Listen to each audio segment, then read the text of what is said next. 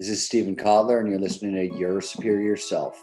Hi, I'm Anita Murjani, and this is Your Superior Self. Hello, this is Dr. Raymond Moody, and this is Your Superior Self. Hi, cultural creatives. I'm Bruce Lipton, and I'm here to join you with Your Superior Self. Hi, this is Paul Selig, and this is Your Superior Self. What's up, everybody? I'm Aubrey Marcus, and this is Your Superior Self.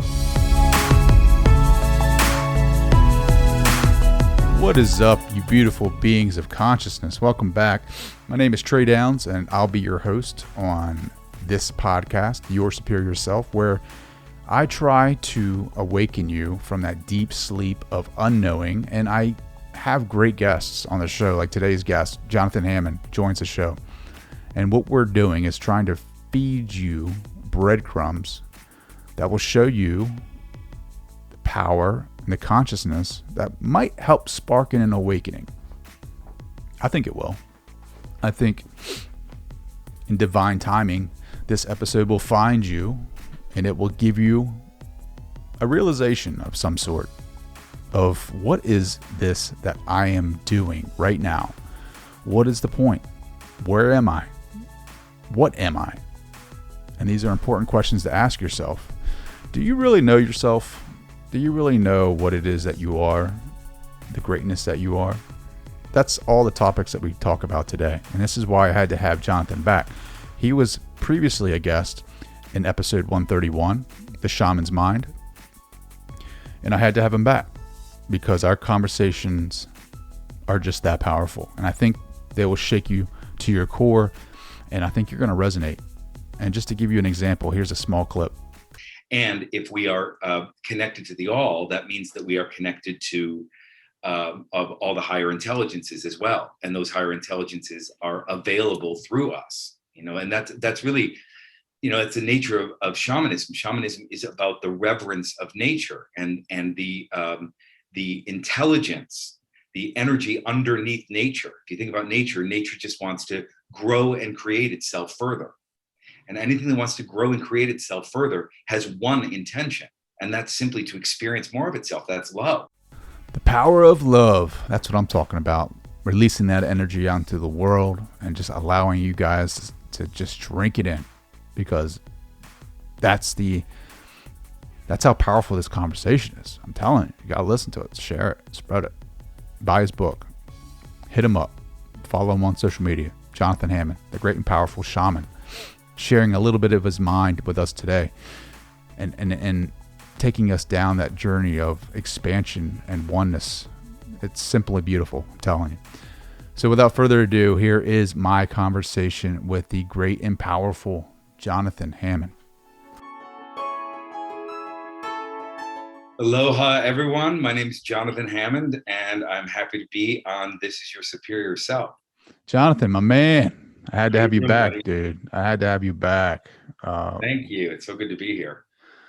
You're in Maui. Last time I talked, I think you were in Florida. I was in Florida. I had escaped New York during the pandemic and went to Florida, which is it has its own set of problematic aspects. And was thinking maybe I'm going to move here because I was done with the cold, and then I just got really clear. What am I doing? I'm supposed to live on Maui. I've always supposed to live on Maui. And so it was helpful to have that experience because Florida was definitely not it. And went back to New York in the fall, and it started getting cold. And I was like, I'm done with that. And I moved here in January. So I've been here today is actually my 6-month anniversary on Maui. Yeah.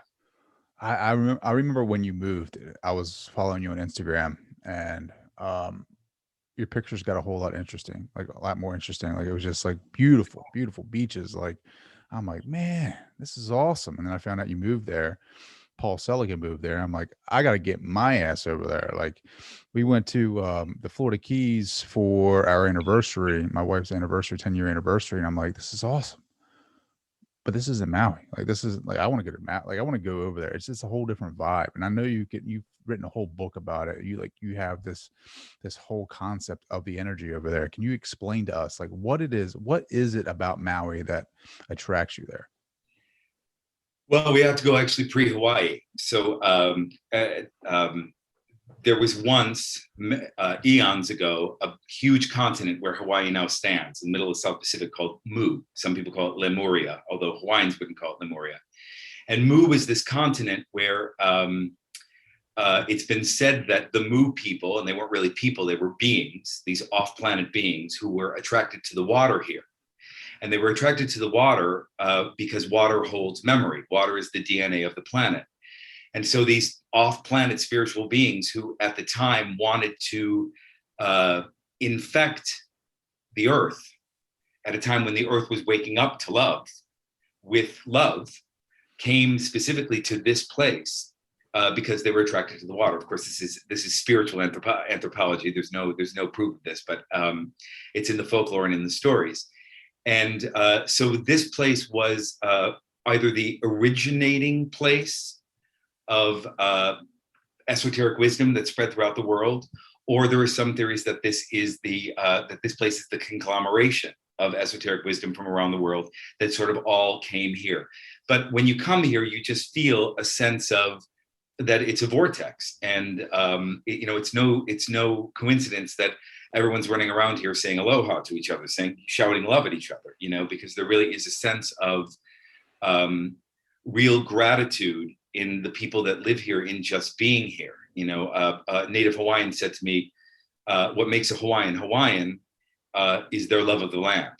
And that very much feels like something. And I had a series of experiences here. I was a shamanic practitioner, although my focus was not on Hawaii. I just happened to come here on vacation and kept coming back here. And I would have these experiences on the land, visitations and downloads and divination with the waves, where I would have a thought and I would think, is that true? And then a wave would either be really, really small to indicate, no, it's not true, or would slap me in the face, or it would, and I had this communication with nature here that I'd never experienced anywhere else, having studied with shamans on 4 different continents. This was the place that really congealed something for me. And so I began searching into and looking into Hawaiian spirituality, and came across Huna and the 7 principles of Huna, which were in some ways opened my eyes to what it was to think like a shaman. These 7 ideas that once I discovered them, I thought, aha, this is all shamans that I've worked with in South America and Central America and the Far East. They all tend to think this way. And but I would have never put my name on it, nor would I have known that there was a sort of elegant structure to these ideas that come from the heart of Polynesia. And that's why I called my book The Shaman's Mind, because it's using these ideas to merge oneself with one's own mind, with the mind of the shaman, with the magical thinking of the shaman. Mm.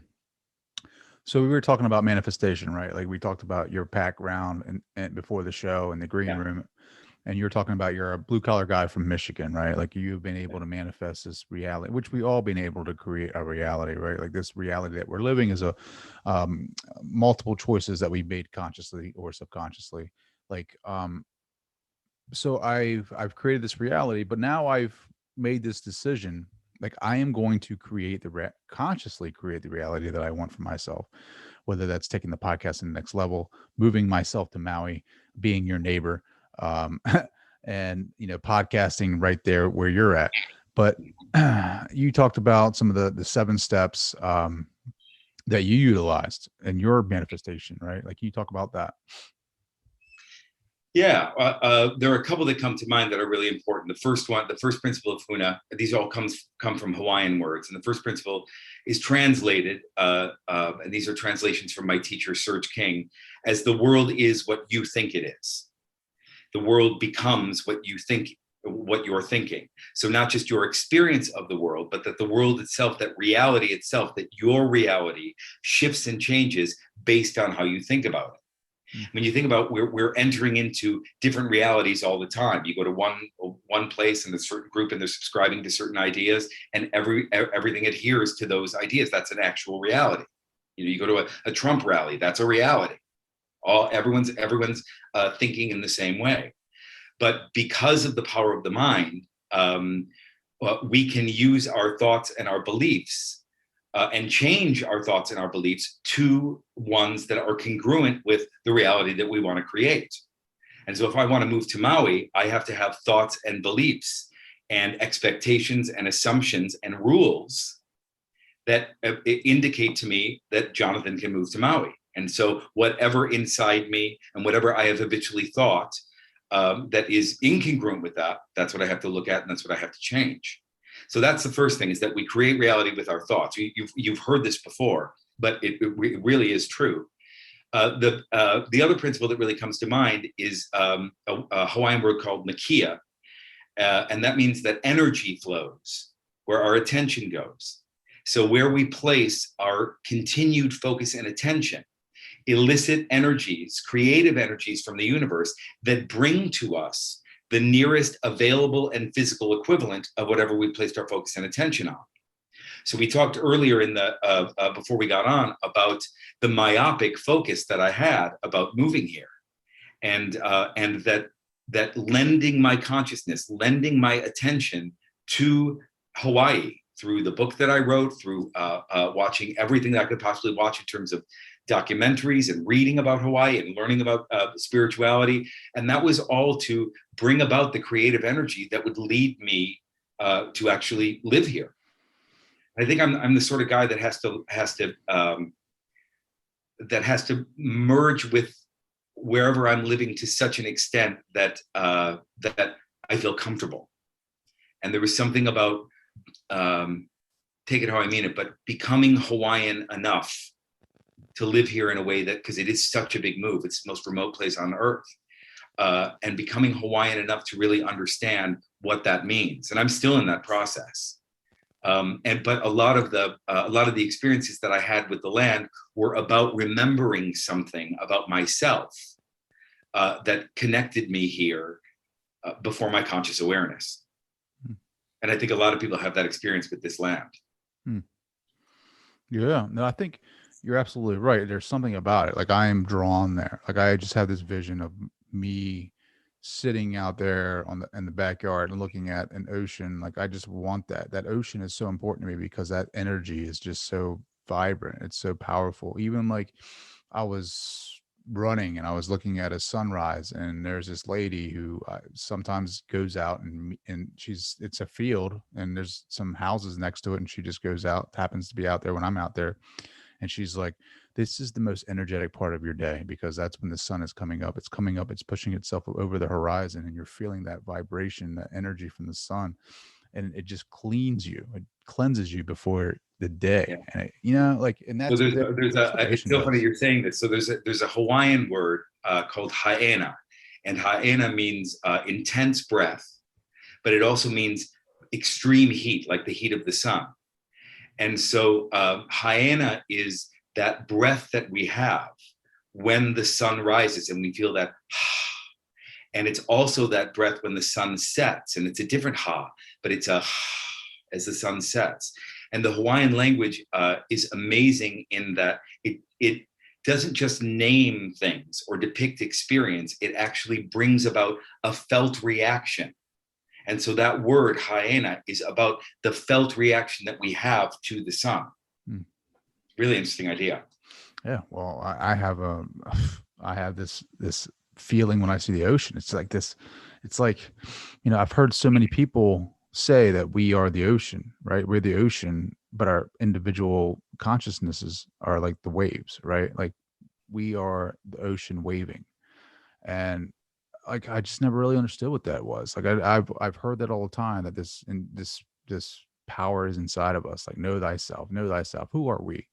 And it wasn't until recently where I started reading some more of Paul's new work.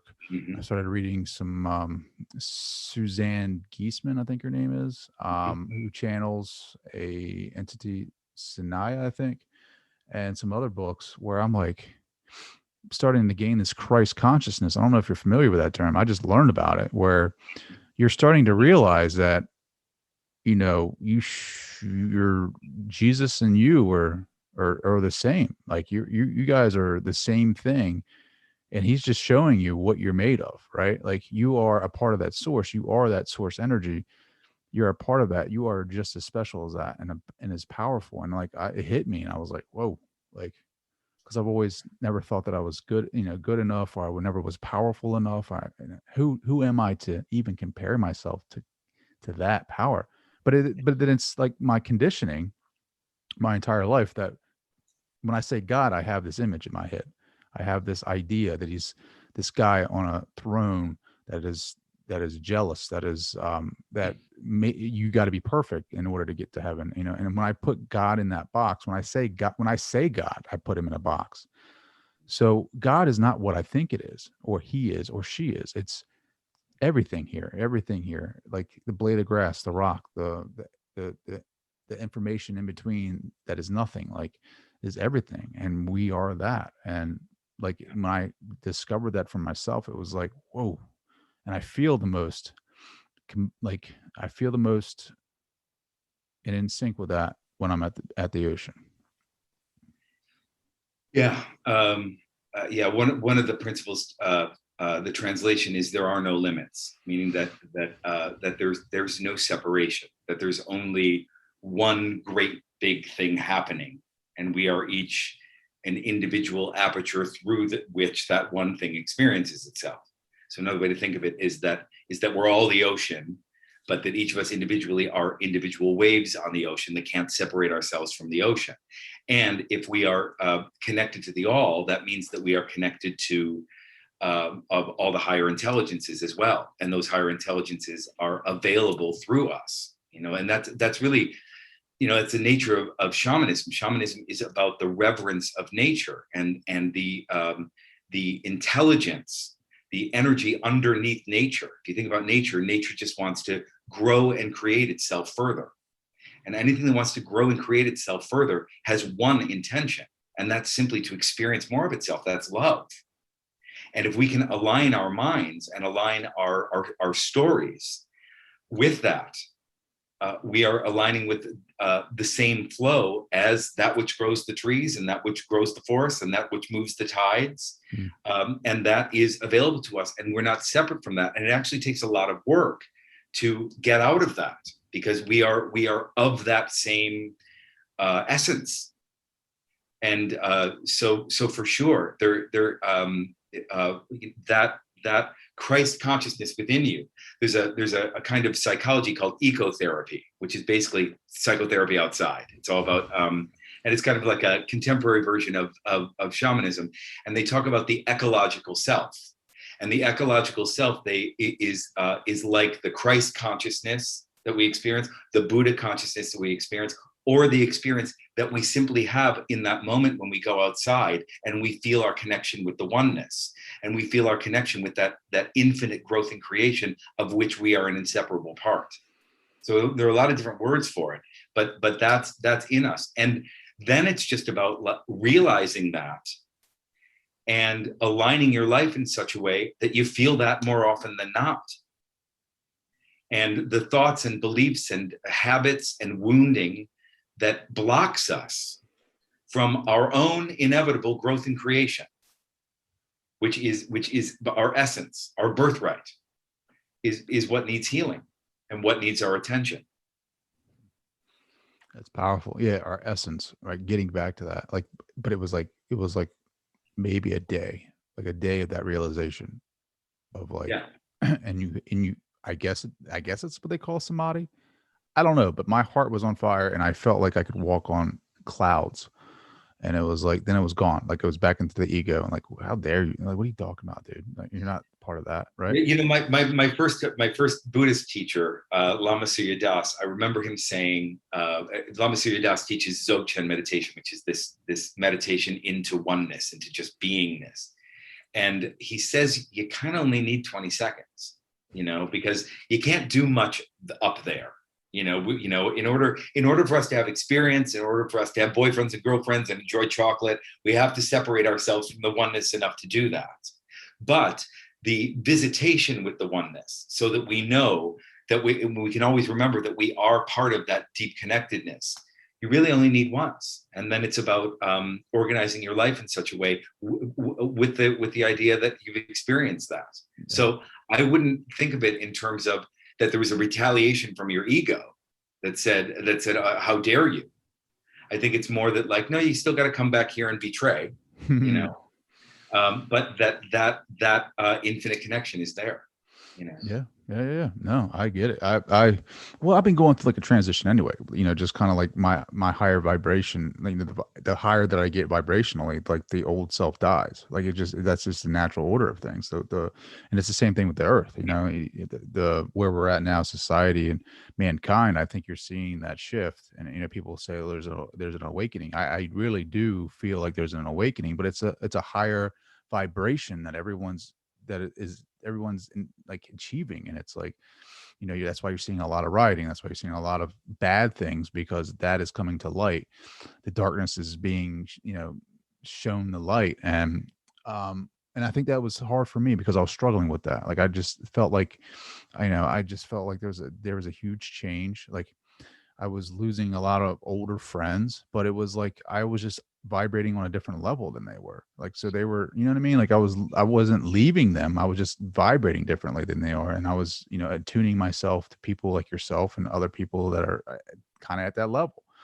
I don't know. Did you ever find that for yourself? Like, you just find like, you know, I don't know, you might be doing it now. I don't know. But did you ever feel like you were like, kind of like looking around, like what's going on? It's the nature of spiritual growth is the renunciation of convention and of everyone else's rules and of the need to assimilate, and releasing yourself from the structures that are in place that we're born into. You know, Carl Jung, who to me is sort of the shaman of the 20th century. He wrote a book in 1951. And in 51, he said that in December 2020, which is just this past December, we would begin the age of Aquarius. And he talked about the previous 2,000 years as the Piscean age. And he characterized that age as a time when, with the birth of Christ, that humanity would be in a battle against good and evil, a battle that we would lose because we never got there. We never got there. But that in December 2020, we would be entering into the Aquarian age, which is the age of individuation. So that means rather than transcend our darkness, we are integrating. At least the invitation is to integrate our darkness. And so much of what's the energies that are bumping up against each other right now is that all of this darkness, these unconscious energies, that have previously been relegated to the shadow, are coming up for us each individually to look at, and I feel like COVID was so much a part of beginning that process. And so the people who are waking up are the people who are owning themselves and owning their stuff, owning their shit, owning the fact that they are divine beings, owning the fact that we have work to do on the planet, owning the fact that the individual choices we make reverberate and affect the collective. And that is the process that we are, at least Jung believes, for the next 2,000 years that we will be in. That it's not about transcending the bad, which never worked. It's about actually integrating it and owning it. And in that way, we also own our good in a different way, because we own and accept our shadow and yet choose not to live in it. It's a really beautiful idea. And I think that's what this time is about. And so people who are, because the experience that I've had in my private practice with all my clients is that the last year and a half, everyone's waking up. Everyone's moving to Maui, the proverbial Maui. Everyone is leaving the relationship they're supposed to leave, leaving the job they're supposed to leave, reconfiguring what they do for work and how they do it, reassessing their values. And, so there's this huge evolution and this huge devolution happening at the same time. We can feel it, and we can see the people who aren't waking up to the possibilities that are being presented to us. because on some level, we've been given the opportunity to choose our own truth. You know, Donald Trump did something amazing. And I'm not a fan of Donald Trump, but he did something amazing. He put out in the consciousness that there's no such thing as truth.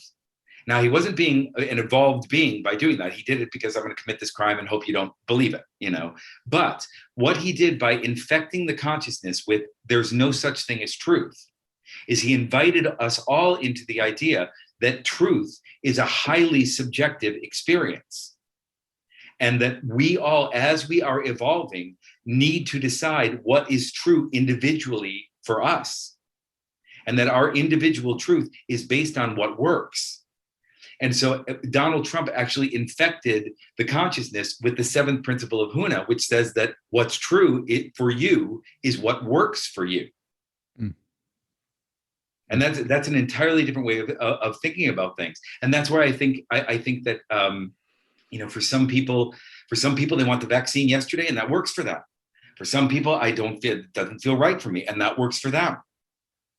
And the more that we can individually decide what is true for us, and you feel it, you feel your truth. It's a felt experience.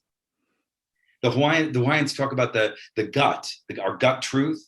They talk about that. It's called the na'au in Hawaiian, and it means in Hawaiian genitals and the second brain, and this instinctive part of us. And they liken it to the voice of God. And so that gut instinct that you have that says, this doesn't feel right, or this does feel right, that's your version of the divine speaking through you. And it's instinctual. And the more that we can follow that, and the more that we can feel into that, and to feel it, you have to divorce yourself from the shoulds and the sociological structures and the rules and all of that. Because there's something, we each have an inner compass that if we listen to it, is the voice of the divine within us, and it brings us where we're supposed to go. I love that. The Oracle of Delphi said, "Know thyself," and know thyself. Shakespeare says it. Know thyself. Sure. What I've always kind of struggled with that, because how do you know yourself? How do you know thyself? And I know the quick answer: separate yourself from the noise, quiet down. And what Carl Jung, one of my favorite psychologists, psychotherapists, spiritualists ever, he had the quote, what was it? Be still and know that I am God. Right? He had that in his office or whatever. And I never really, I was like, okay, that's a great quote. Like, be still and know that I'm God.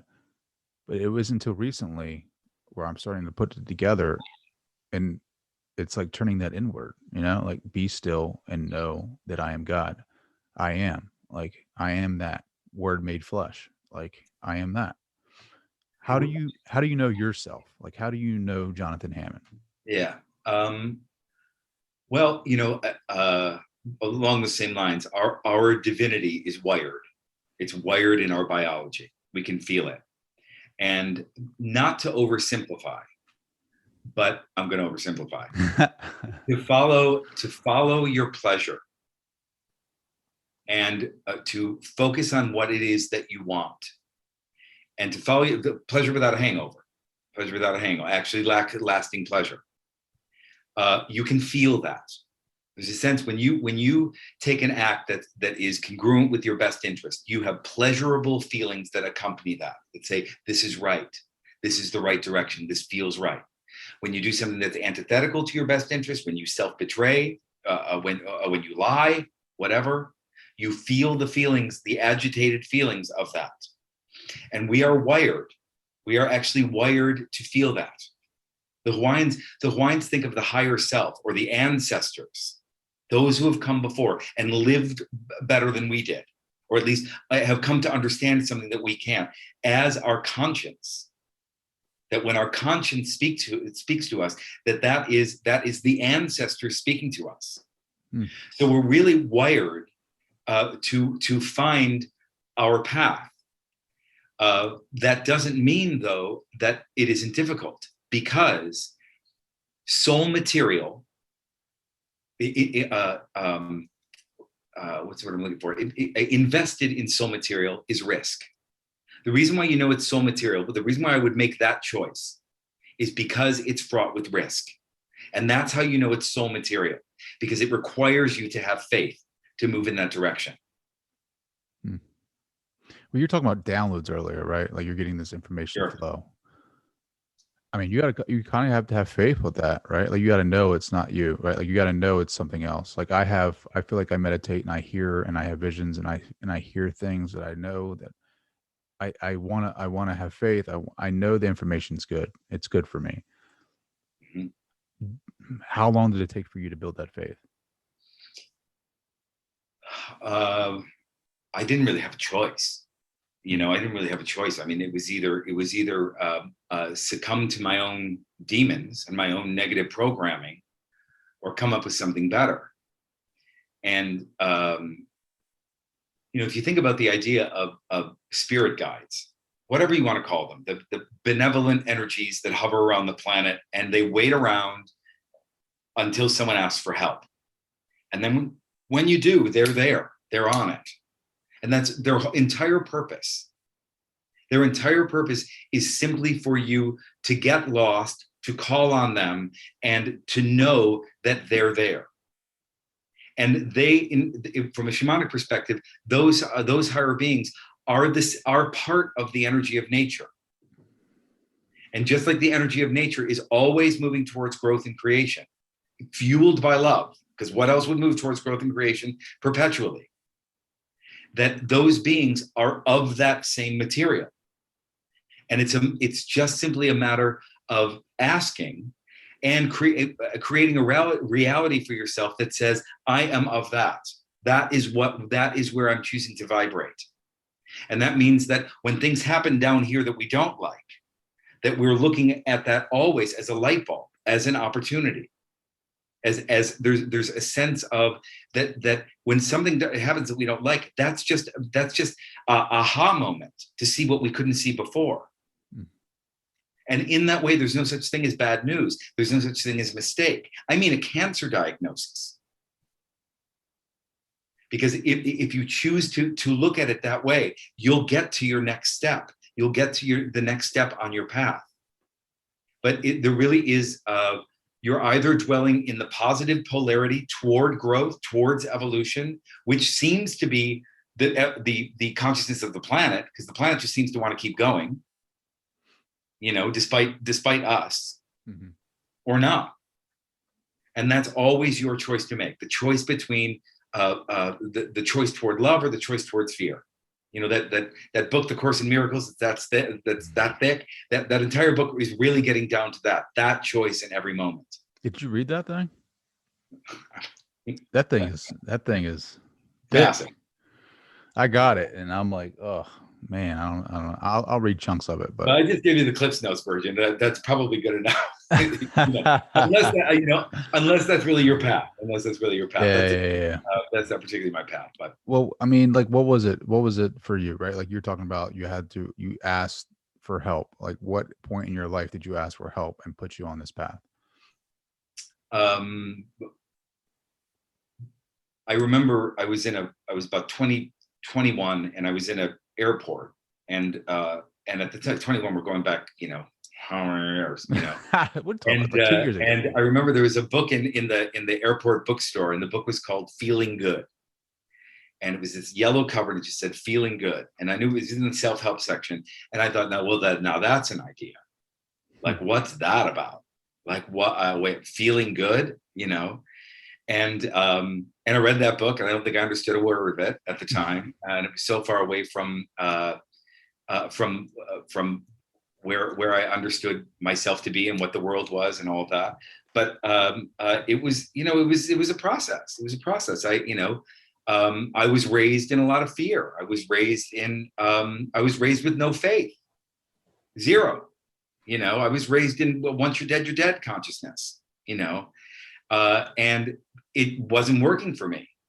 And I just found myself anxious and scared and angry and stuck all the time. And there was this feeling of this doesn't feel right. This can't be it. And that began a search. And and that's great. And I think everyone should be on their version of that. What the hell else are you going to do with yourself? Yeah. You know? No, you got to do it. It's your own path. Like, you got to go on your own, whatever that looks like for you. Like, I think we all end up at the same place. Like, we all end up together, and we're like, Jonathan, here, I meet you whenever the time comes, and it's like, man, you went that way, I went this way, but we're here at the same place at the end of it, right? Like, I mean, Ram Dass is like, we're all just walking each other home. I mean, it's sure, right. It's pretty powerful. I just think for me, it was through, like, I grew up Methodist and then converted over to, it's not really conversion, but it's like going over to Catholicism, and because of my kids and going down that path. But the more that I kind of like started learning more about, who I was and what I was trying to be, even though it was very strict and had laws and restrictions on it, like, I kind of was like, I don't know. There's got to be something more, which turned me into self-improvement. I started stumbling upon psychologists, and I never knew that psychology had spirituality in it whatsoever. They just don't talk about it in mainstream. I started stumbling upon like past life regressions and near-death experiences and things like that. And I'm like, holy crap! Like, all these people talk about these things. They all can't be wrong, even though there's no like peer-reviewed articles on near-death experiences. Maybe there are, I don't know, but this is what I want. I want this feeling, this, whatever this is, that bliss, that knowing. Like, I don't want to believe anymore. I don't want to believe if I'm perfect, I will go to heaven. I want to know what is out there. I want to know what that feeling is. And through this podcast, through my experiences, through my meditation, through my journey, I've had like 20 seconds of knowing when it started making sense to me. And now I'm just chasing that. And now I know that what we are, I know what it is that we're connected to, where we're from. And people kind of look at me, and I can't, and it's really tough because I can't really talk about it with a whole lot of people, because they look at you kind of funny. They're like, what are you talking about? You know what I mean? Like, it's very limited conversation that I can have with people, because it's like they're slowly awakening. Like, my wife is just coming around to like thinking about reincarnation. Like, she's like, I don't want to think about that. I just want to think we come here once and we go to heaven, because she's cradle Catholic. So I'm slowly getting her into that. But for the most part, I don't know if you experience that too, man. It's tough to have a conversation with people about some of this shit, dude. Well, it absolutely is. And I mean, I have a lot to. I'll tell you a story. So I have a woman who is a client. She's writing a book on the fairies, on the fairy realms. Mm-hmm. And how she came to the fairies. She was in New Orleans. She was watching a street magician, and the street magician had a group around him, and said, "Does anyone have $100 bill?" And it's significant. There was not $10 bill, but $100 bill. Someone had a $100 bill, produced a $100 bill, and so the street magician took the $100 bill and burned it up, and everyone's tittering and waiting for him to, And then he got this look on his face, like, shit, I made a mistake and I just burned it. And in that moment, she felt all convention break down. There were some people who thought, wait, is he trying to take her money? Some people thought, is this part of the act? Some people thought, well, this must be a joke. Some people, and it was in that moment of unconvention where you couldn't find the rules, where you couldn't find the thing to hold on to, and he held it. Turns out he was actually just a really good performer and did eventually produce the bill. But in that moment where all convention broke down, the fairies came to her. And it's in those moments where we disconnect from what we think we know. My shamanic, I've had 2 shamanic teachers say to me that the most powerful tool of the shaman is the imagination. Because the imagination is the thing that enters us into a reality that we create ourselves. And it's not fantastical thinking, because if you adhere to that reality enough and place your focus on attention on it enough, that reality, the nearest equivalent of that reality, will come into being. And so people on the spiritual path, they keep looking for evidence, and the evidence or someone tell me what's true and what's real. And it's so highly subjective. But if you can know that for instance, my totem animal happens to be a turtle. So when I go in the water and I swim with the turtles, which is just about every day, I can either go, I live in the land of turtles. Sure, there's a turtle. Or I can go, that turtle has a message for me. And when I choose that reality, the turtle has a message for me. And that is my imagination working. And that is my imagining a communication. And we know that everything is alive and conscious and sentient and aware. And I'm simply lending my imagination to that reality. And then reality mirrors that back. And that's what comes by dropping convention, by dropping what we think we know. The thing that I hate more than anything else is cynicism. Yeah. How's that working out for you? The cynicism does nothing. Just puts the kibosh on everything. Absolutely. No, it's tough, man. It's tough. No, I love that. Right. Like, because the imagination comes from something else, comes from that creative flow. It does. That's right. That's how everything. Look at the laptop. Look at the microphone. Like, everything came from that. Right. I was looking at an airplane. I was like, they had to dream of that, or they had to think of that. They had to use their imagination for that thing to fly. Like, it came from somewhere outside of us. Like, it didn't come, we imagined it. So that had to come from somewhere. That had to come from the non-physical, the source. Like, it's just. That's right. And if it came from us, that means that when I get on the plane as a nervous flyer, I make a point of saying, good job. I hope you're rested, because that thing is part of our consciousness. Yeah. So why wouldn't it have a consciousness? Everything has consciousness. Even this desk right here is vibrating at an energy level, right? Like, everything from the smallest particle has this vibration. The smallest photon, like, everything is God. Like, just to think about that just gives me goosebumps. Like, you look out, like, there's so many, like, there were studies. I think it was like a Lynn McTaggart book I was reading about the quantum field, and they were talking about a study or an experiment where this guy used like lie detectors. Like, he was like messing around one day and he had plants in his office, and he was like hooked the lie detector up to the plant, and like the needle started moving when he was having or moving towards the plant to harm it. Like, it was like this thing started going crazy. And then he brought another plant, and it's in the book, but he brings another plant into the office and acts like he's going to hurt the other plant. And the plant's like freaking out because he's thinking it's just weird. It's just crazy how all of life, everything has that awareness. Like, even the trees outside of my house, the grass, everything, like, they have studies that show, like, when a tree is dying, the other trees will send it nutrients to help heal it, right? Like, it's incredible, the world that we live in. So influenced by thought, so influenced by consciousness. Because when you break things down, there's not a whole, it's mainly empty space, and it's mainly empty, which means that it can be infused with our consciousness. There are all of these words in the Hawaiian language that are about the power of thought. Even the word for the human body in Hawaiian is translated as, one of the translations is a highly energized thought form.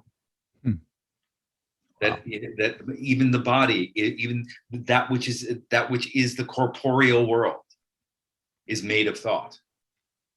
And which means that you can do so much with how you're tending to your mind, what you're paying attention to, what you're focusing on, what you're doing in the present moment. What if the Big Bang was a giant thought? You know what I mean? Like, thought, boom, consciousness. There we go. I love that idea. If at the very least, if the Big Bang went down the way science said it did, then that means that we are each made of star material. Yeah. So we can take that. We all originate from that. So sure. Yeah, I love that, because like, even like reading some of the new epigenetic stuff, like, that's phenomenal stuff too. Like, your thoughts affect your healing, right? Like, it is 100% true. Like, you look at it, right? Like, even like Bruce Lipton and Joe Dispenza, like talking about that, like you can definitely heal yourself. It's just, you look at people and you think about, you can tell. I mean, there's just so many stories about how you get diagnosed with cancer, you get diagnosed with this, and like people instantly die within months. I mean, and if you have this mentality, like, no, I'm going to be positive. You start attracting that. You start growing, right? You get more positive energy going in your direction. Like you have a really good chance of, coming out of this thing, right? Like, I mean, people just assume, like they hear the big C word and they're like, I'm done. Like, it's crazy. I don't know. I've never had the experience working with thousands of people. I have never had the experience where in one session we couldn't track a physical illness to its energetic source, its energetic emotional source. Physical illness is simply symptomatic of the energy, not sometimes, always. And it's a hard thing for people to sometimes own, because the next thought is, wait, you tell me I created my cancer? Well, no, there's a lot of things we're not aware of. We do have an unconscious mind. It's unconscious for a reason. But on some level, there is, at least according to the philosophy that I follow, the shamanic philosophy I follow, there is a degree of complicity with everything that happens to us. And that on some level, the more that we can own that for ourselves, the more choices available to us, the more choices to heal are available to us, the more possibilities are available to us. And so it's really important that that people really know that about their physical health. I love Carolyn May. She says, if you don't lie and you eat cat food, you're better off than a liar. I like that. I want to use that. Oh man, that's awesome, dude. I'm paraphrasing, but yeah, that's awesome. Yeah, no, it's I mean, I just think about it, like, even like the idea, like, be still and know that I am God. Like, think about how powerful you are. Like, you have that energy, you have that essence inside of you. Like, why can't you change your reality? Why can't you change your health? I'm looking at my kids today playing soccer. I'm like, man, like, we've created that. Like my body and my wife's body created life. And people take that for granted. They just like, oh, here comes another baby. Do you think about that? Like, that is a human being, a cell. Two cells come together and create this being. It's magnificent. I mean, it's so powerful. I mean, we are so powerful, we don't realize it. Well, that, and not to mention your histories, not to mention your emotional life, your view on life, all of that, all of that is infused in that child as well. The reason why we have a hard time following love, following the positive polarity, is that we learned, but good, that that's not us. And every child, even if you have the most progressive parenting and the most the sort of most woke and attentive parents, on some level, every child, this is just the nature of being human, will constrict against themselves against the pain of the world on some level. On some level, they will learn to say no to some part of themselves. And we all have it. We all have it. And our work to do and healing is around that. Yes, potential and possibility and your best life and your most inspired and aspiring self is available to you, but you may have programming in there that you did not choose that won't allow you to get there. Is that a generational thing? Generational thing. And even I once I worked with a woman, she was 70 years old, and she could trace her stuckness to a look from her father when she was 6. That there was one moment where she had a moment of unself-conscious expression, whatever it was, and she saw a look from him that said, I don't understand you. I don't understand what you are, and I'm embarrassed by you. Mm. And at 70 years old, she could go back there and remember that. And that was the seed of the way in which she didn't show up for herself. Every time she didn't show up for herself, every time that stuckness came up, that was its seed. And so we all have that. And so it's about really being aware that we all, it's work to get back to our wholeness. It's work to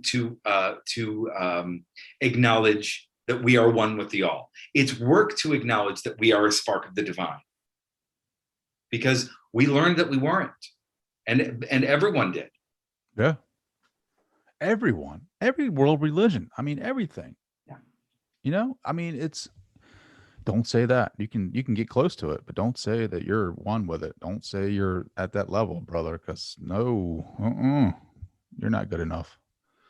And you're right, absolutely right. I mean, you just think about, I mean, I look out the window and I see a machine. I see a huge machine society, materialism, Yeah. and until we can get away from that, until we can kind of get back in touch with who we truly are and how we can get back in touch with Mother Earth, Mother Gaia, and feel her and heal her, and along with that, heal ourselves. Like, I mean, I don't know, man. We have so much work to do. Well, we do, and there is a vested interest by the power structures that put things in place that you never chose, to keep you small, to keep you from absolutely not acknowledging your own divinity.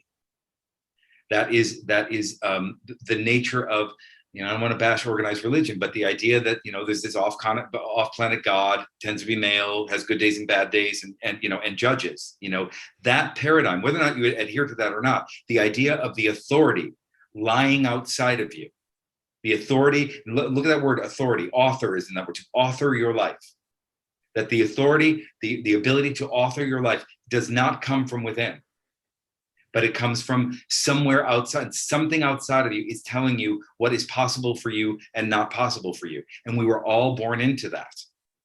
And is it largely money? Yeah. And power? Yeah.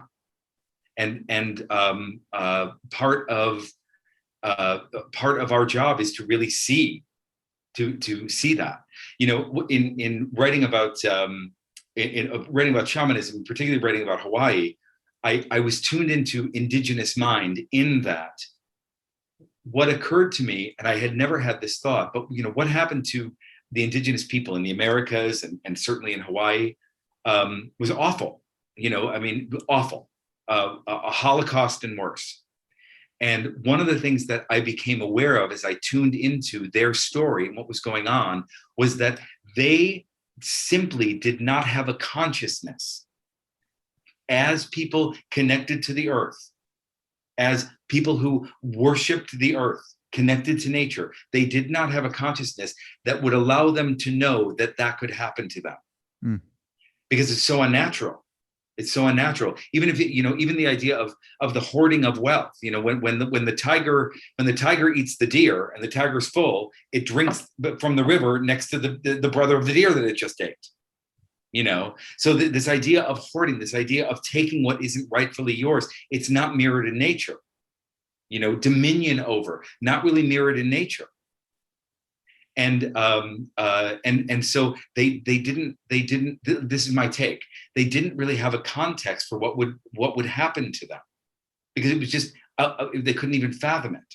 Yeah, that makes sense. I mean, it's how they survived, right? Like, I mean, they survived, even though they were tribal, right? They had their own tribes and they had different, obviously. They were perfectly fine without us from when we got here in 1780. They were perfectly fine. I'm sure.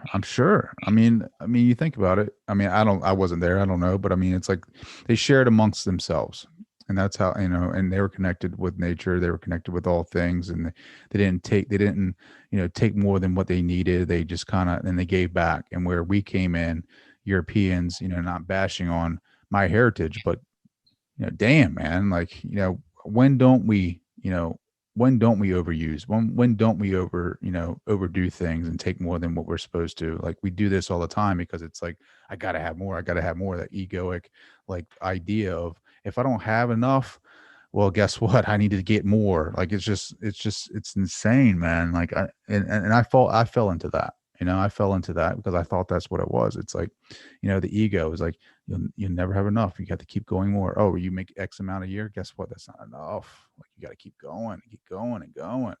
when is it enough? Like, when is it enough? When the earth is burning, like when we kill ourselves because of global warming, and when our technology is just the pollution from that alone, from just waste of cell phones and the laptops and computers, from just when we can't breathe anymore. Like, is that when we realize what we've done? Like, it's just so frustrating.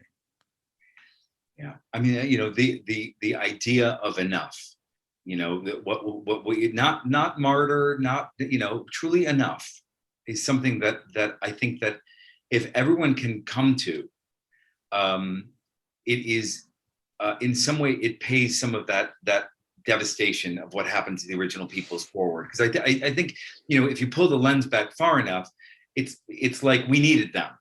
And despite the fact that we invaded them in some way, our consciousness has merged with theirs. I'm a Caucasian guy who wrote a book on Hawaii, and when people yell cultural appropriation to me, I at this point I just say, I get it, I'm sympathetic to it, but there's only one mind now. And all of this esoteric wisdom, all of this indigenous wisdom is there for the taking, not just because they've invaded, but because there is a spiritual design in that. And it's only been within the last 40, 50 years that all of that material, the Tibetan Book of the Dead, you name it, has been available to the masses. And we have to assume that during this evolutionary change into what Jung called the Age of Aquarius, where everyone would need a spiritual context in order to traverse the risk of the change, that all of that esoteric wisdom is there for a reason, and that the spiritual intelligences of the universe know what they are doing by putting us all in relation to it. Yeah. When you hit that self-actualization, when you get those peak experiences that Jung were talking about, that's when you realize the connectivity of everything. Like, that's when you find the connectedness of you and the universe, you with all things. You and I are one. I'm just speaking to myself over there. Like, that's when you start realizing how we're all connected. I'm not just talking about with humans. I'm talking about with everything. I'm walking tonight just along the woods, and I'm thinking, man, like I am my consciousness and my being is a part of this right here. Like everything, even the invisible information that's flowing, right? Like, I think once people start hitting that vibration, once they start hitting that levels of consciousness, that's when they're going to start making that turn, that inward turn. And they're going to say, I think it is enough. I think it's time for us to get back to finding out who we are, being, finding the heart and connecting, and the heart being the bridge to that source. So, I mean, I'm really hoping, man, and this is why I do the podcast, People don't talk about this this perspective enough, because when you think of altruism and contributing to the collective, that's sort of what we hear a lot about. But because there is only one thing happening, of which we are each an inextricable part, that means that what we do that is detrimental to our own best interest, the whole world is stuck with. And what we do that is cultivating our own growth and our own capacity for love, the whole world benefits from. Mm-hmm. And I think it's a really important thing to acknowledge. My teacher, Serge King, he says, if you want to heal someone, think of them and make yourself feel good. And what he's getting at is just that we each have an individual part to play. And in any way in which you limit yourself, the whole world is stuck with that limitation. All the people that you were supposed to touch, all the people that were supposed to have benefited from watching you not be limited, they're all stuck with that. Yeah. I can't remember where I heard it, and I wish I could remember where I heard it, because I would really like to give it credit. But instead of like, it's something with intention, like, passing that energy to someone. Like when you see somebody on the street who's a beggar or a homeless person, like if you don't have money on you, like have a good intention for that person. See them, visualize them having some success, because now you're transferring that energy, that that intention to them, and in return, you're helping yourself in the long run. I mean, I don't know if you've ever heard that before, but it's like, well, I've heard of that. That's part of the Huna philosophy. The Huna philosophy says that the unconscious mind that we all possess emulates other people's. In other words, what we hold unconsciously emulates what is being directed at us. So that means that a compliment goes right to that person's a silent compliment goes right to that person's unconscious mind. The unconscious mind can decide what it wants to do with it. But that essentially, one of the major practices in Huna is this idea of blessing that which, blessing everything. If you want more money, bless the things that money bought. You want a better body, bless the person who's got it. You want a better relationship, bless the one who's already got the relationship. You want a certain kind of career, bless the person who has that career. Mm. And in that you are being congruent with the very energy that you want to create for yourself. And in the same way, silent compliments, they work. Carolyn Mace wrote an amazing book called Invisible Acts of Kindness.